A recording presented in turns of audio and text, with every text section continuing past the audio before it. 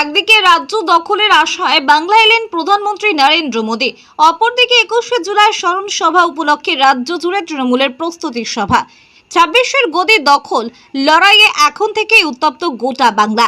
জেলা তৃণমূলীদের আশা 21-এর স্মরণ সভা থেকে 26-এর লড়াইয়ের বার্তা দেবেন মুখ্যমন্ত্রী মমতা বন্দ্যোপাধ্যায়। রাজ্যের পাশাপাশি সেই গুটি সাজাতে শুরু করেন জেলার নেতা নেত্রীরা। 21-এর স্মরণ সভা উপলক্ষে আজ বর্ধমান মহিলা তৃণমূল কংগ্রেসের উদ্যোগে বর্ধমান কার্জন গেটের সামনে অনুষ্ঠিত হয় প্রস্তুতি সভা। আর এই প্রস্তুতি সভায় বক্তব্য রাখতে গিয়ে মোদী সরকারের বিরুদ্ধে একরাশ ক্ষোভ প্রকাশ করেন তৃণমূল কংগ্রেসের মহিলা সভানেত্রী নীলা মুন্সি। প্রকাশ্য সভায় নীলা মুন্সি বলেন, আজ বাংলায় এসেছে ডবল ইঞ্জিনের সরকার মোদী বাবু, বেশ ভালো কথা। বাংলায় এসেছে, আসুন বাংলার সংস্কৃতি সম্পর্কে জানুন, শিখুন, তাতে কোনো অসুবিধা নেই। কিন্তু বাংলার সংস্কৃতি নিয়ে কোনো কুমন্তব্য করলে বাংলার মানুষ ছেড়ে কথা বলবে না। বিজেপি হচ্ছে একটা ভারত জ্বালাও পার্টি। এদের মুখে রাম, ভিতরে নাথুরাম, হাতে তিরঙ্গা, মগজের দাঙ্গা, এরই নাম বিজেপি। তিনি আরও কি বললেন শুনবো আমরা। বর্ধমান থেকে সঞ্জিত কোটির রিপোর্ট, বিপি নিউজ পূর্ব বর্ধমান। আপনারা হলেন তৃণমূলের সম্পদ, নেতা গড়ার কারিগর। আপনারা বলুন, সারা ভারতবর্ষের মধ্যে মহিলাদের সম্মান একজনই দিয়েছেন, তার নাম মমতা বন্দ্যোপাধ্যায়। মমতা বন্দ্যোপাধ্যায়, মমতা বন্দ্যোপাধ্যায়।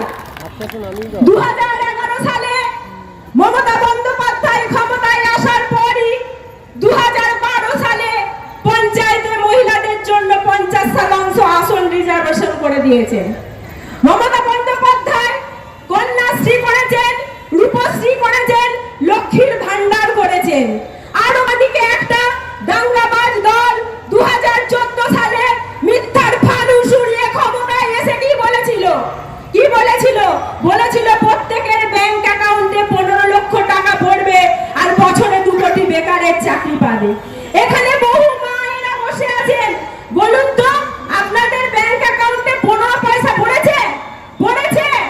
পড়েনি তো। তাহলে আর মমতা বন্দ্যোপাধ্যায়ের লক্ষ্মীর ভান্ডার, রূপশ্রী, কন্যাশ্রীর টাকা আপনাদের ব্যাংক অ্যাকাউন্টে পড়েছে তো? আরে বিজেপি হচ্ছে একটা ভারত জ্বালাও পার্টি। এদের মুখে নাম, হৃদয়ে নাথুরাম, হাতে তিরঙ্গা, মগজে দাঙ্গা, এটাই হলো বিজেপির সংজ্ঞা, এটাই হলো বিজেপির সংজ্ঞা। এরা পেটের ভাতের কথা বলে না, এরা মাথার ছাদের কথা বলে না, গায়ে বস্ত্রের কথা বলে না। সকাল থেকে শুরু করে হিন্দু মুসলমান মন্দির মসজিদ, হিন্দু মুসলমান মন্দির মসজিদ, ঘুম থেকে উঠেও হিন্দু মুসলমান মন্দির মসজিদ, শুতে যাবার সময়ও হিন্দু মুসলমান মন্দির মসজিদ। আরে হিন্দু মুসলমান মন্দির মসজিদ যদি করে সব হতো, তাহলে অযোধ্যার রাম মন্দির করার পর সেখানে কেন বিজেপি হারলো? আরে বামেদের 34 বছরের হার মাত্রের অত্যাচারের কথা আপনারা ভুলে গেছেন? পারবেন আপনারা? এখানে এত মা বোনেরা আছে, বামেদের একটা উন্নয়নমূলক প্রকল্পের কথা আপনারা বলতে পারবেন না তো। কিন্তু সাইবারি হত্যাকাণ্ডের কথা বলতে পারবেন, বিজন সেতুর কথা বলতে পারবেন, তাপসী মালিকের কথা বলতে পারবেন, 55,000 কর্মী খুনের কথা বলতে পারবেন। তাই বাম আর রাম মিলিয়ে যতই করবে কুৎসা, জনগণ ততই করবে মমতা বন্দ্যোপাধ্যায়ের উপর ভরসা, মমতা বন্দ্যোপাধ্যায়ের উপর ভরসা, মমতা বন্দ্যোপাধ্যায়ের উপর ভরসা। তার প্রমাণ আছে 2011 সালে মমতা বন্দ্যোপাধ্যায় যখন ক্ষমতায় আসে তখন আসন ছিল 184টা। 2016 সালে সেই আসন বেড়ে হয় 211টা, আর 2021 সালে সেটা বেড়ে হয় 214টা, আর 2026 সালে তার থেকে বেশি তো হবে।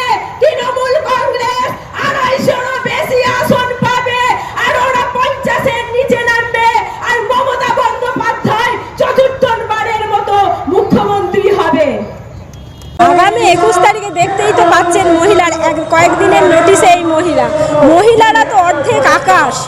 আমাদের মহিলারাই সব, মানে ধর্মতলার শহীদের মঞ্চে তো বেশি মহিলাই থাকে, পুরুষরা তো থাকে, কিন্তু মহিলারা অতি উৎসাহিত হয়েছে।